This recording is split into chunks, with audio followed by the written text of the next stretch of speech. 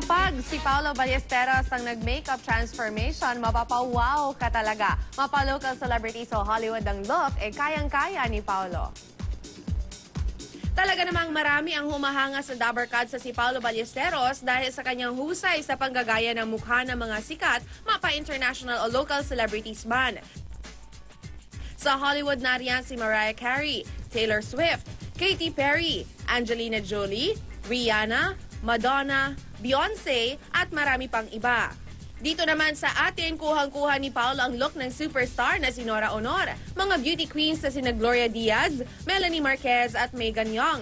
Kwento ni Paolo sa kapuso mo, Jessica Soho, naging inspirasyon daw niya ang napanood na isang Asian makeup tutorial.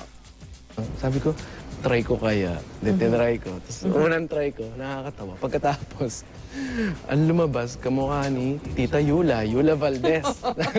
Nilakihan ko lang yung lips, gano'n. Tapos, yun lang palang katapat. Kailangan exage mo lang yung mga features, ganyan. Kanonood ko, nakita ko na yung technique.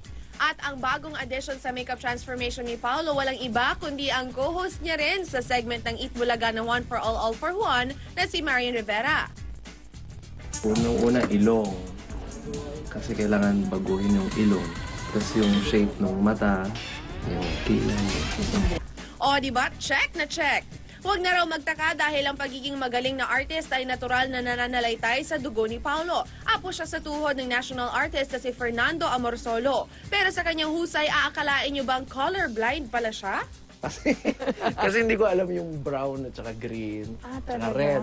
Hindi ka nakaka-distinguish ng color? Nakikita ko sila pero hindi ko alam kung, halimbawa pag pinagtabi-tabi mo yung red, brown, green, mahihirapan na ako niyan. Kasi bata pa lang ako, natatandaan ko ang mga Crayola ko, kailangan yung may pangalan eh.